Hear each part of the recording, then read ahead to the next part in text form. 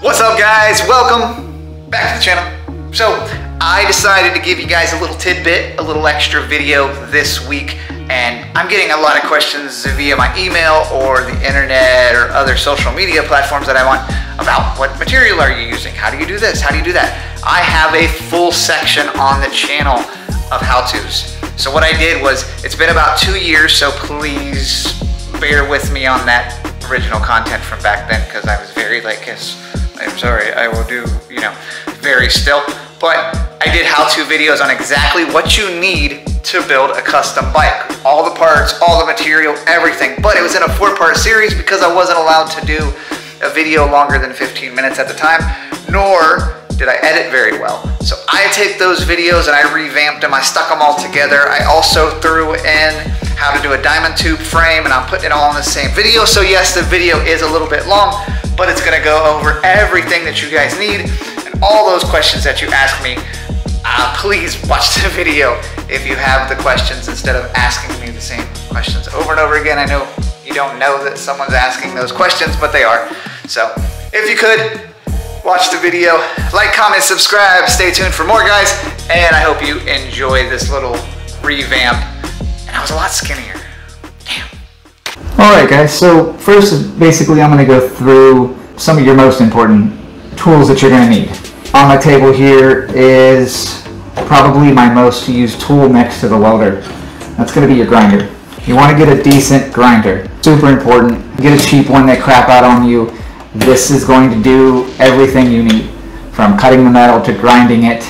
You can cope with this. There's just a variety of things you can do with a grinder. I have two because I don't like changing out wheels, but you don't need to. So you're gonna have your cutting disc. You can get these at Harbor Freight. You can get these online. I order them by bulk, so I will put a link below where you can buy these. Flat disc. This is gonna grind maybe some of those welds away that don't look so pretty, but they're also gonna clean up your metal.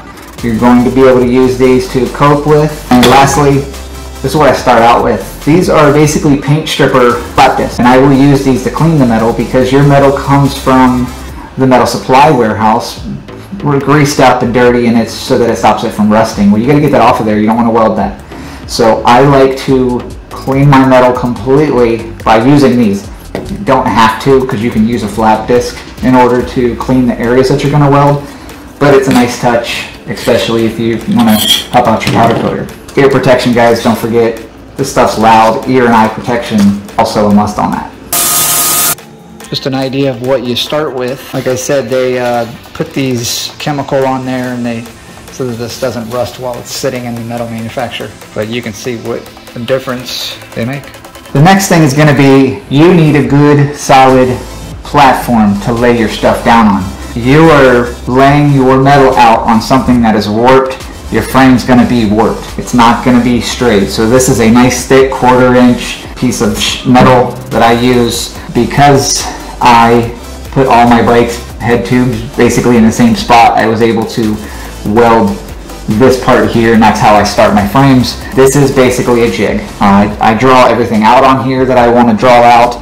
Everything's going to be laid here. This is where you start your center section. Super important. Get a good one. I used to use wood, which was fine, but it did warp them, and you can run into issues with your frames not wanting to line up. All right, guys, we're going to go into the roller bender that I use. This is how you're going to get your curves, is with one of these right here. This is a KK, aka Industries bender roller. I like this. I love this one. It gives you a lot less what we like to call walk in the metal, and that's when you're bending it, your tube actually wants to start to turn one way or the other. Relatively easy to use. You want to lube up your dies here. You put the metal in. As you tighten it down, you spin it back and forth, and that's where you get your bend. When you're ready to take it out, you loosen the top. Now you can get a Harbor Freight style bender, which they work pretty well, and there are kits out there to make it even better. That is what I used when I first started. I just found that if you want to put money into it, if you think this is something that you might want to do as a side business or whatnot, get you a good bender, because rollers in here are machined way better. Everything functions way better than you would if you got a Harbor Freight roller. All right guys, next we're gonna go into the welder that I use. I use a Hobart 140. This is a great entry-level welder, especially for the beginners. It's super easy to use. There's a chart on the inside here that you can use as a reference to figure out how you want to, or what you want to weld and what settings you want to use, and they're pretty dead on. This welder is a workhorse. I've used it for years, and it never lets me down. It uses a regular 110 house plug, so you don't have to worry about wiring any in 220. We don't weld anything higher than, this thing tops out at a 1/4 inch, and we don't even go that high on bicycle frames, so you're not going to need anything that crazy. This is a relatively cheap machine. I think it's maybe like $500 for this machine here, maybe a little more. Add the cart in there and then you get your bottle. You may be in this setup for less than $800. All right, so now we're going to get into the actual jig itself. This is where everything really comes together. Once you've built your center section on your jig table, that's when you're going to bring it over here and try to line everything up. My ground clearance is pretty much used by this. So you're going to put that's your head tube holder that locks your head tube in. Frame's going to run through here. You want to lock it in here. And then you've got some other bracketry that you're going to use, which I will show you later, to tie your back end to the frame, tie your bottom bracket to the frame. I'll put a link in the description of where you can actually get a full jig. If you want, I did build this one. Some of the parts I sourced from Shop Source.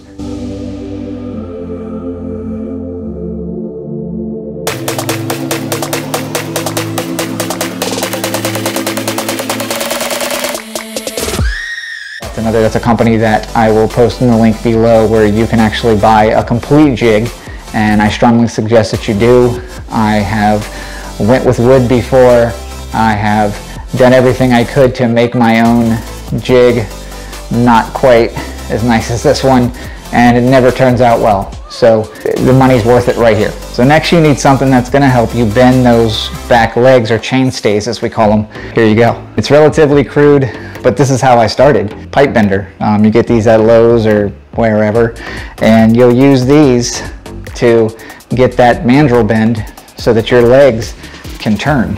This is a 1/2 inch. I use 1 inch now on my back legs. I suggest either 7/8 or 1 inch should be what you're looking at using, which we will get to at a later date. So now I think it's time to show you some of the tools that I use that make my life easier. This right here cuts metal like butter. This is a shear. You use this to cut in kind of plating that you want to use. If you have a center tank plate that you'd like to use, you get nice straight cuts. This is different than what's called a Beverly shear, which allows you to do more curved cuts. This is a lot of straight. I use this to cover up the holes on the end of my back legs. You can do it by hand with a grinder.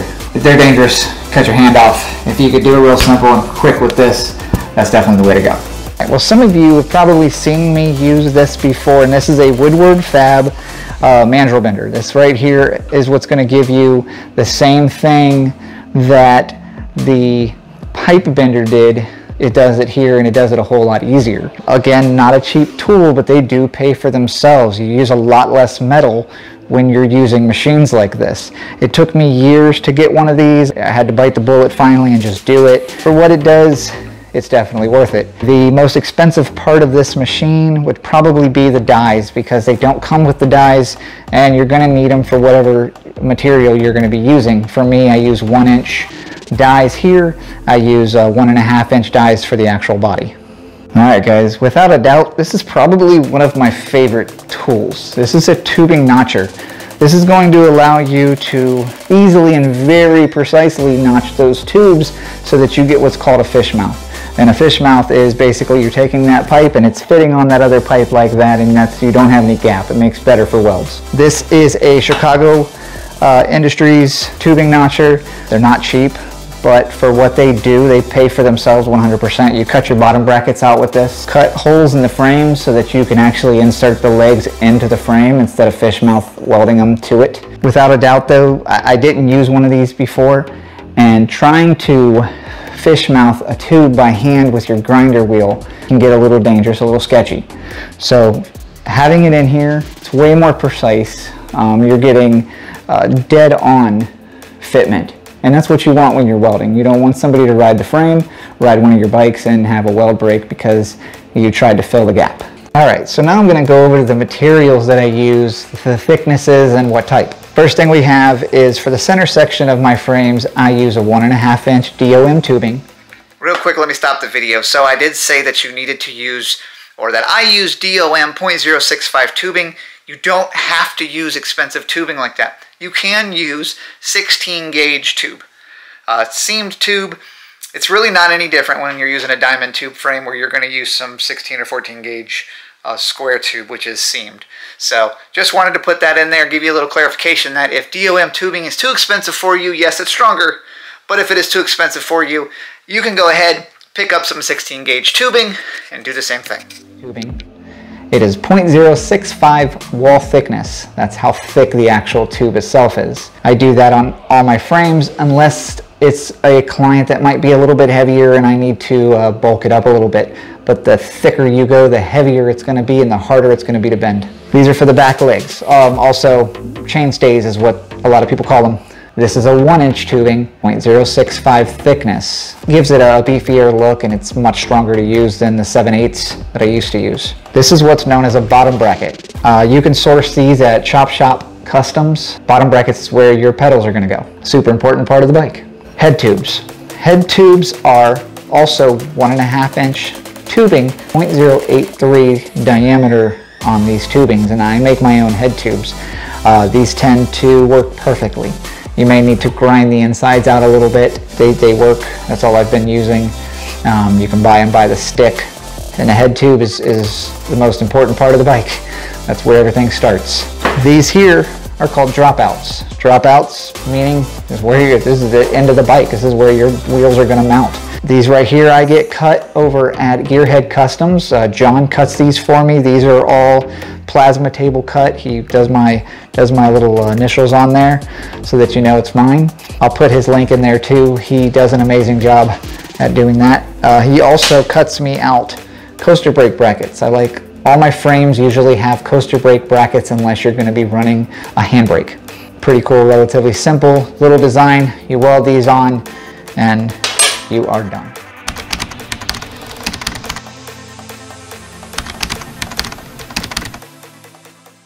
Alright guys, so after you have come up with the design layout that you want, it's time to get to bending.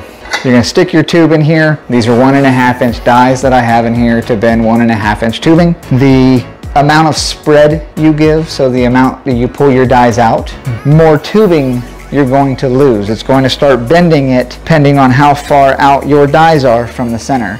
I kind of do halfway. I'm going to lose about 7 inches of tubing. You can't really help it. The closer you put the dies in, the harder it's going to be to bend, and you might get a little bit more walking of the tube. Like I said before, the tube is going to want to, as it's coming up, it's going to want to turn in a certain direction. So you got to watch that, because once you lay it on the table, you'll see that it's going to wobble.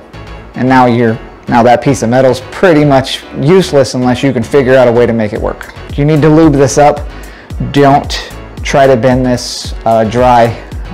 Use some WD-40, whatever you got that will give it some lube. I like, you don't have to be sparing about it, just get it in there. You know, you want it to be as lubricated as possible. So what I like to do is I will pull it all the way out and I will start the tube so that it is halfway, the end of the tube is halfway on the die. There you go. So if you put that about halfway, that's a good place to start your bend. Once you've got it there, you want to go ahead and tighten it down. Don't need to really crank it down, just get it tight. I like to, as soon as I feel it snug, I'll go ahead and give it 1 and then 2 turns on the snug. Here's where you're going to go ahead and start your roll. You can see you can one hand this, so the tighter you make this, the harder that roll is going to be. Now what I like to do is I will go all the way, I will stop right in the center of that section again. What I have found that helps with it not walking so bad, put the pressure on one side. So when you're turning this, put pressure on this side. Don't put pressure on this side, then pressure on this side, because yeah, you can bend it faster that way, but it seems that that's really what gets it want to walk. Eventually there'll be a small divot in here where this die has caused a dent, and it'll want to just stop right there on its own.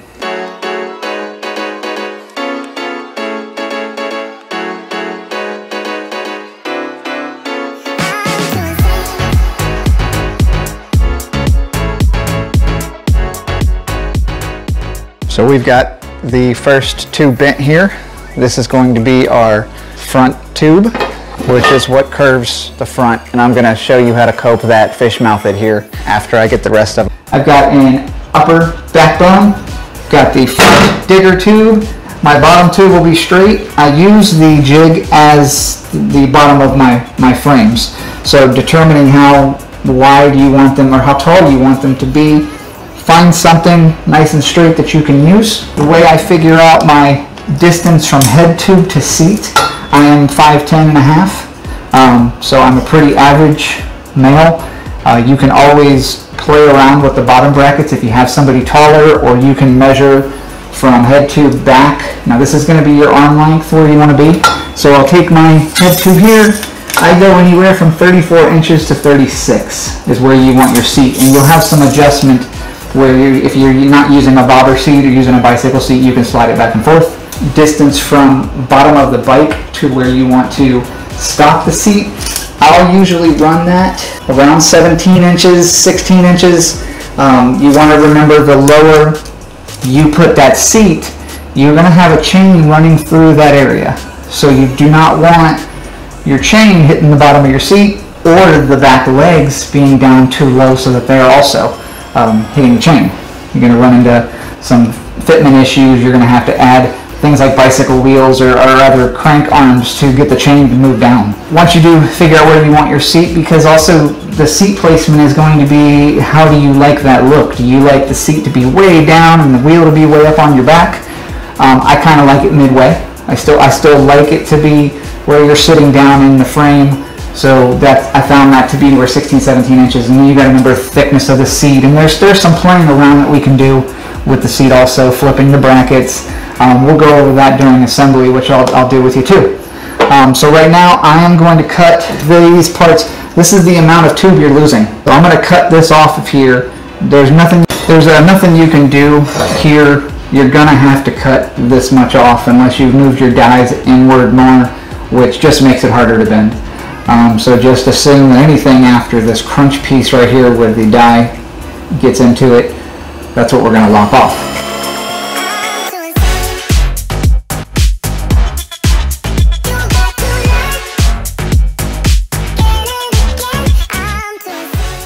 Okay guys, so here you're going to see how I cope my head tubes. You're going to take your head tube, and like I said, I built this structure so that my head tube would fit in here. I can clamp it down so it can't move, and all my head tubes would all be the same. Once you figure out the geometry of how you want your wheels to sit, and you figure out how to get the bike to ride correctly, you're going to want to set it up a certain way. This was all trial and error for me, so I really don't have a whole lot of information on what you need to do there. First, you're going to take your tubes. You're going to figure out exactly where you want to lay it. I trace my head tube out so that I can take this tube and make sure that I'm about 50% in the center of your head tube. You're going to get it exactly where you want to do, and then find that line that you've traced out, just like that, and that's going to give you this much area to cut out. With this being flat, that's the center of your tube. You want to fish mouth this piece just like that, and your tube's going to slide in here. Same way with my backbone. Backbone, because it's coming in at an angle, you're going to want to do the same thing. You're going to want to make sure that you're 50%. So 50% of the bottom, not the top. The top's probably going to touch, and that's okay. Make sure you have it flat that way, but you're going to do the same thing. You're tracing that line across, just like the head, like if the head tube was there. And then again, center line, and then you're going to line it out here. You're making this triangle because this metal here is going to be removed once you put it through the through the machine so that you can see how I have everything set up. I always draw in my bottom bracket. I'll get you a measurement from bottom bracket to seat. That's really gonna matter more on the person you're building it for. If you're building it for yourself, you wanna measure your inseam. The inseam is gonna be the inside of your leg down to the bottom of your foot. You want that to be centered. That'll be centered here, so that'll be the center of your bottom bracket. Measure that all the way to where you're gonna put your seat. And then if you're drawing on your table, you'll have your measurements set out here like I do. But this is gonna be your bottom tube. Because I use the bottom of the frame table as the bottom of my tubing, I go here. I already have that set where I want it, so that is set. And then we'll follow it down. And then I'm just gonna cut that piece off. Because you're gonna come in here at an angle later. Once you get your tube laid down, you're gonna cut that at an angle so that you can lay your tube down, and then you're gonna cut the bottom tube that goes all the way back, and it's gonna do the same thing. We're gonna work our way down. We're gonna cope this one first, tack weld it to the head tube so that it stays solid. Come down here, lop this piece off, and we're gonna start working our way from front to back. So now you can see pretty much how I set this up. And what I mean by getting a really good fit on there. It'll follow all the way down, bottom bracket. I draw a line there from the center, and that'll help me place it when I am ready to drill holes in that. Goes all the way down to the end.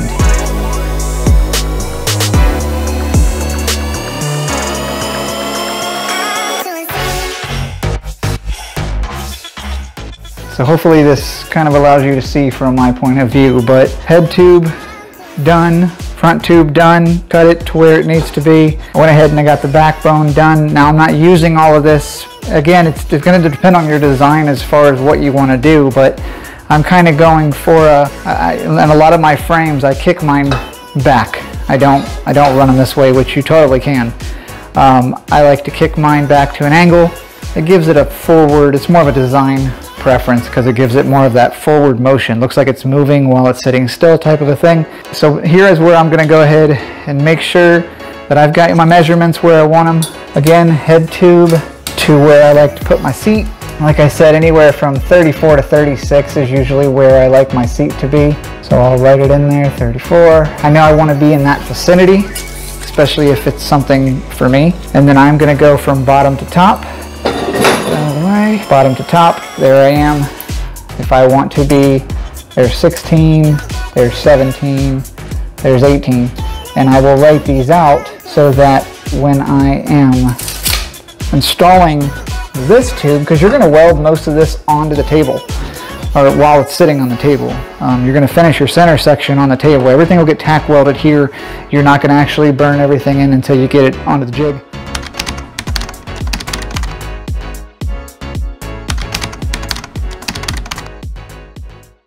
Alright guys, so we're going to get into the actual part of cutting and start getting the frame together.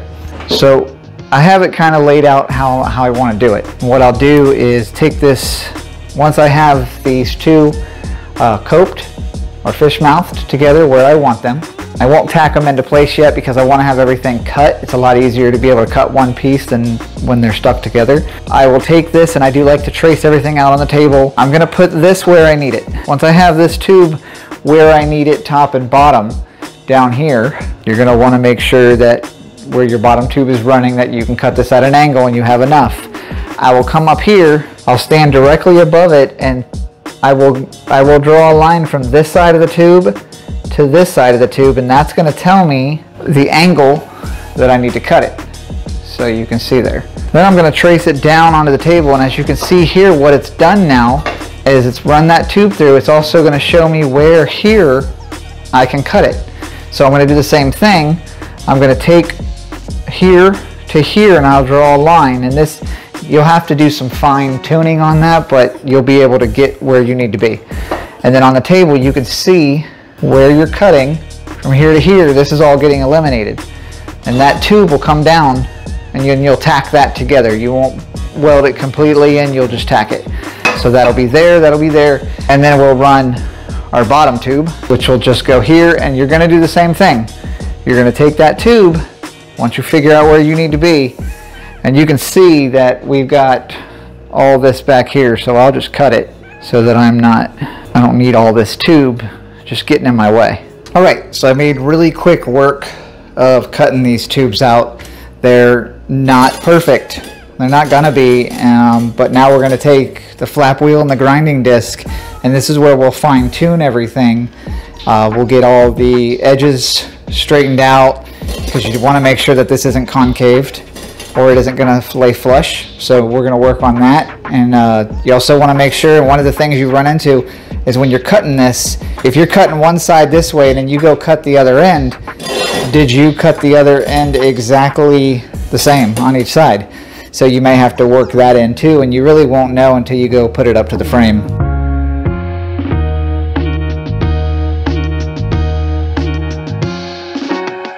Now we have basically a puzzle. So I'll kind of go through what I'll do here. So I'm going to take my head tube, I'm going to lock it in. Get it roughly where you need it. Doesn't have to be perfect. Just get it to where that head tube's locked in. So we're going to go with our first tube here. We just want to make sure that everything's going on. Everything's going to line up, that I'm not running into any issues. Any more trimming, I've already gone through. Did a lot of trimming. It helps if you get some of these magnets. It can hold things on the table for you. Probably the biggest issue is that they collect metal. Metal gets stuck to them. There's that one.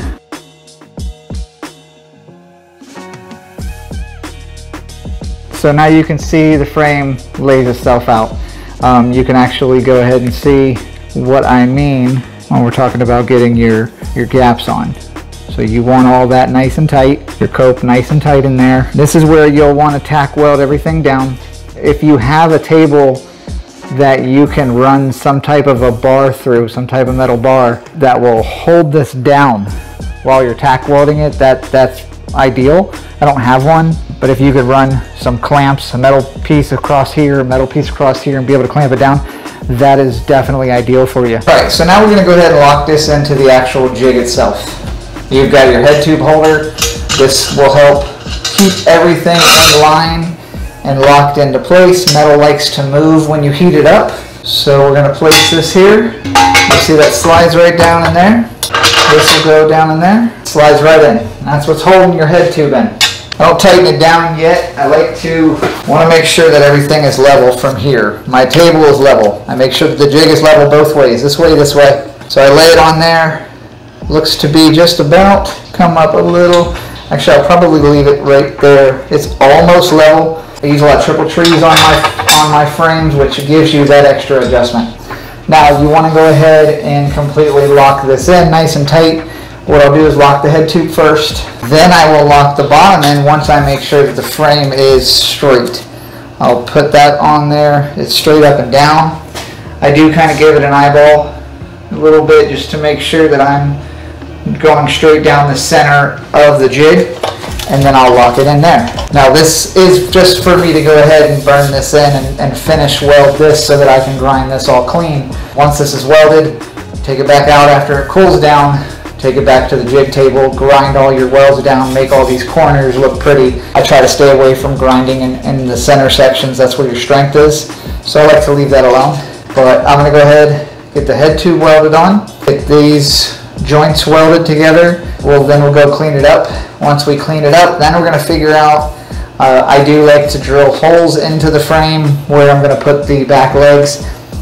You can cope it and rest it up against there if you don't have the ability to drill the holes. Not a big deal. I did it for years. But with me having the hole cutter, I like to drill right directly through it with 1-inch holes, so that when I bend my legs, they actually go inside the frame, and then I'm welding around it just to give it a little bit more support. I never had any issues just coping it and holding it there. Now that I have the tools to do it the other way, that's how I do it.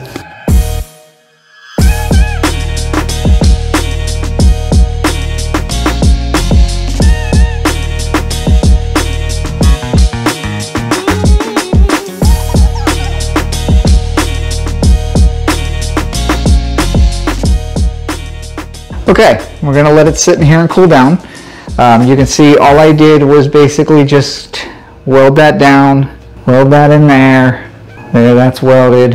Head tube's welded, that's probably the most important one. Make sure you get that in. I am not a professional welder, by the way. I am all self-taught.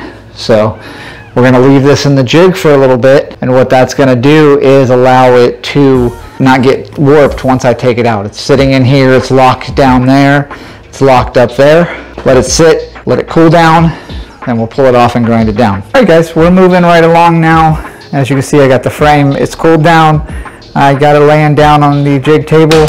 I'm going to go ahead and start grinding. I like to put a new flap disc on there just to make it easier, or you spend a lot of time in one spot. Be careful, because you can really gouge the metal, and if you're just going to do powder coating, it's kind of hard to hide that stuff. You're not doing body work, so be careful grinding and really getting into the metal. I believe this is an 80 grit, which seems to not gouge it as bad. It just doesn't take off metal as fast either. So if you went to like a 40, you could probably knock it down quicker. I do stay away from the head tube other than getting some of the slag off of there. I don't grind the welds off the head tube. Just that's a structural area. You really don't know how far down you go. If you're grinding and you don't want that to get too thin, this metal is already not really that thick. I'm going to get to grinding, and then once the grinding is done, it'll be time to go ahead and get the holes in it and figure out what we're going to do for the seat post. Probably going to run a seat post off the back of this. I'll do a hole here, seat post, the seat will sit there, and we're going to go from there, see what we got.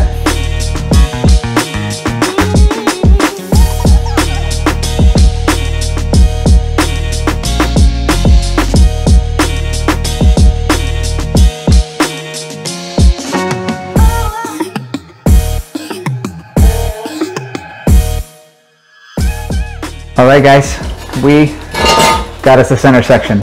So next, if you want to add a center tank bar, this is the time to do it. You want to do it while your frame is able to lay flat on the table. You're going to do it just like you built the frame. You're going to notch it. You're going to do what kind of curves you want. Whatever you like, this is the time to do that.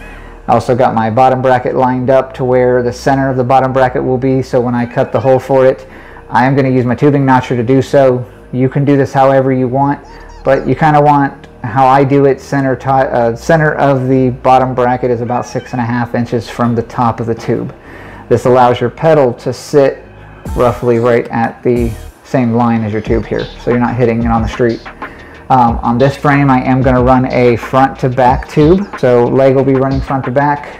Seat's going to come out of here, sit roughly right about there, and then we're going to do a bottom tube coming up. So I need to do holes here, hole here, probably another hole in here somewhere, because I need to put you want to put something to help stiffen up this bar, because it can't just be welded to here and welded to the back. So that should be, we'll do that on next episode.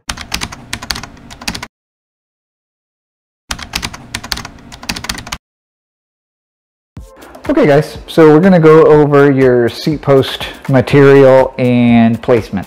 This is 7/8 DOM tubing. You can go with a .065 like the frame is, or if you want it to be a little thicker, go with a .083.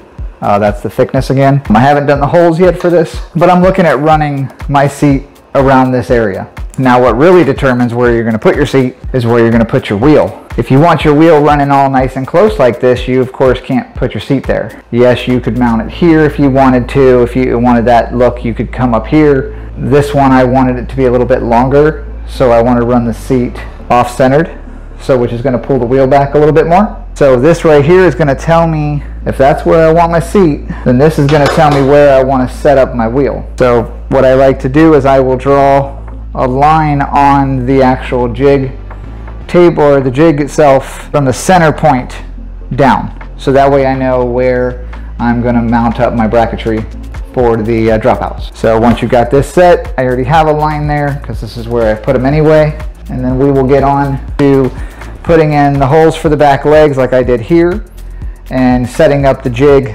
to show you how to do the back. So it's time to set up our dropouts. This is what holds your back wheel on.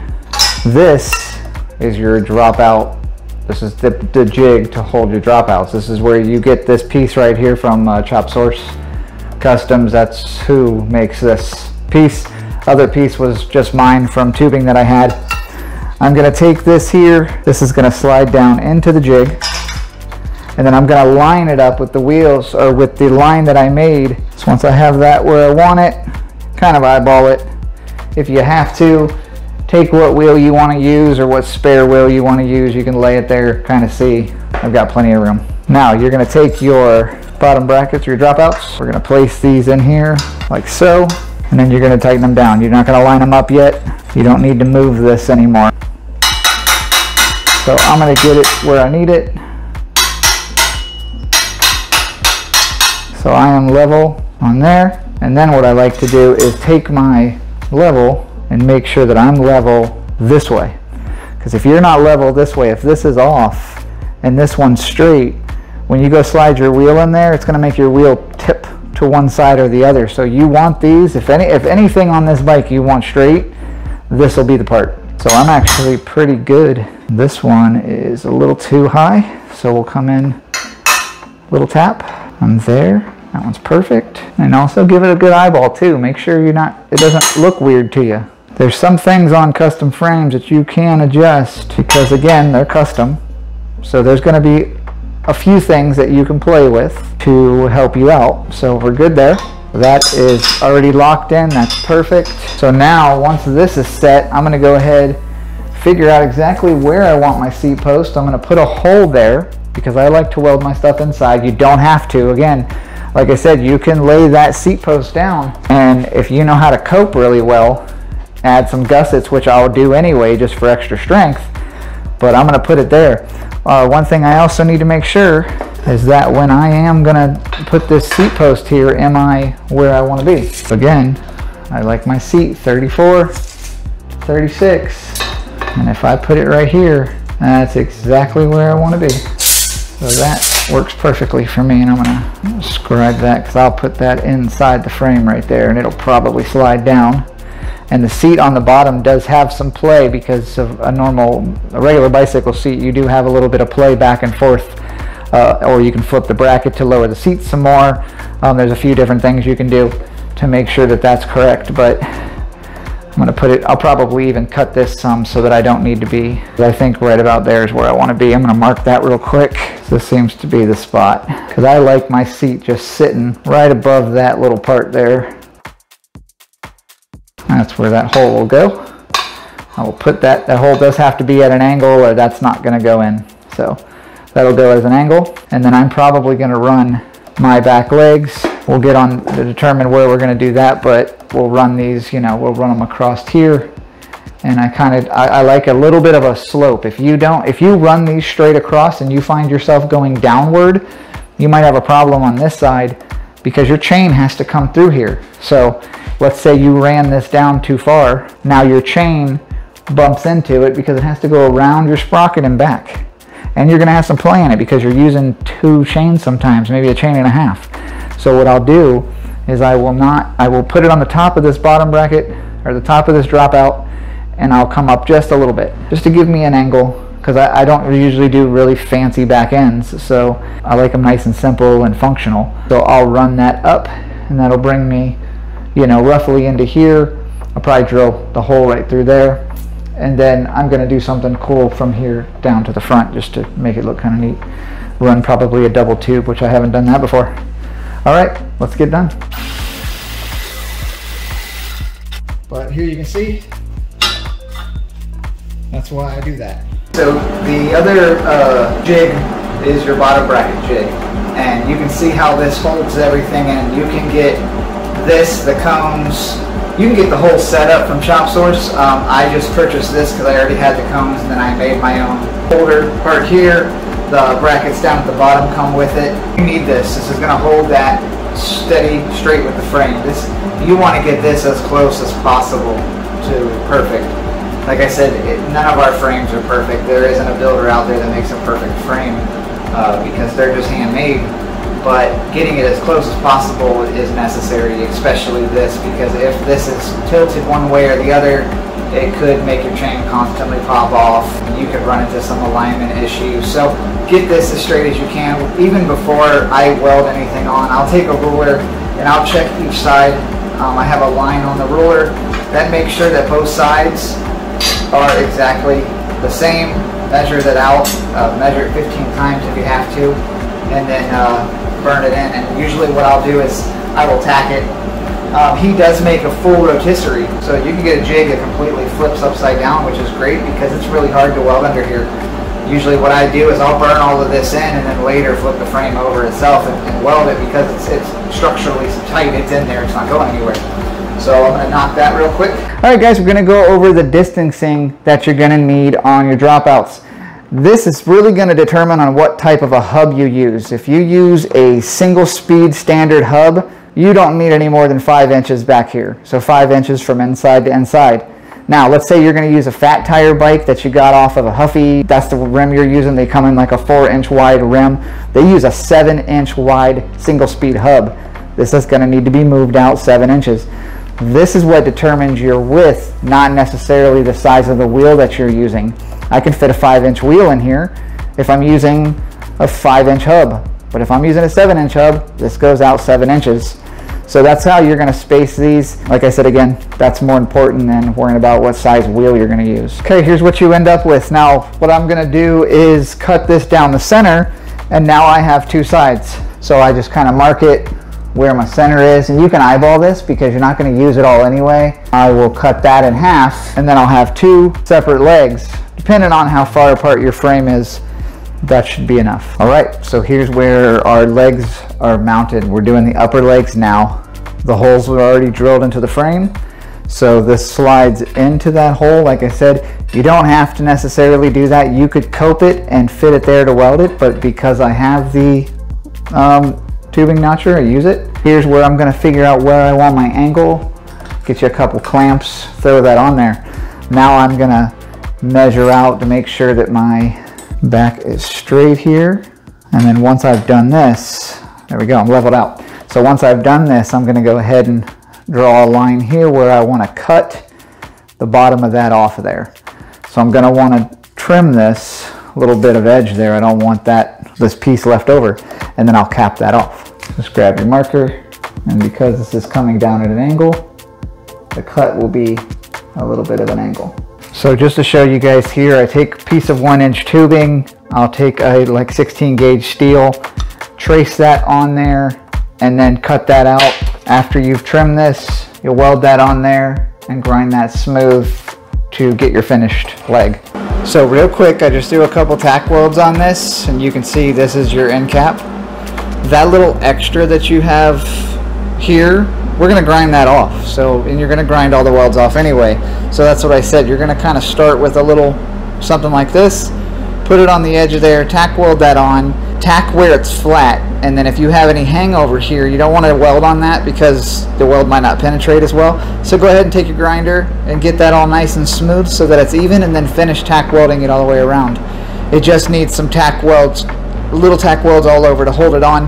This isn't structural, this is more of a just so that you don't have a big hole going inside. And there you go, one capped off end. Nice and clean, pretty simple. Let's install it. Okay, so we have our leg. We'll come over here, that slides into the hole, and we put that right where we want that, and then we're gonna clamp it down. And then what I'll do is just throw a couple tack welds on here to hold it in until I get the other side done, but this is pretty much where it's gonna stay.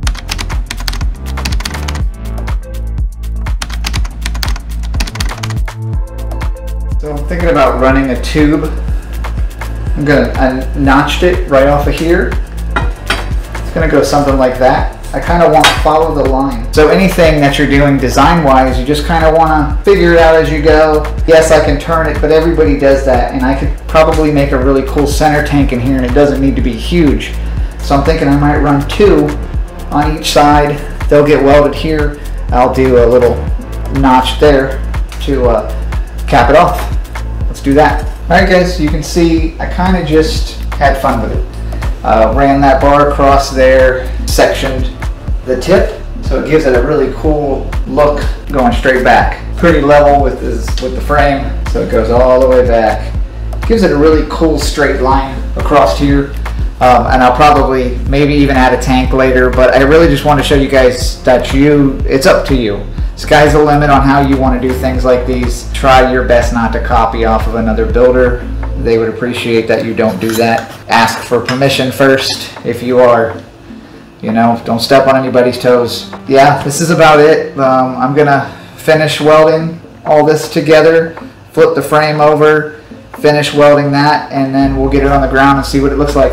And there she is, guys, on the ground, wheels on. Gives you an idea where you want your front end to be after you get a fork. Like I said, I run a lot of triple trees, so I have some adjustment on my front end of how I want to do it, and really just kind of gives you guys an idea of what you're looking at. That's about your ride height. Depending on what tires you use, that could also determine ride height.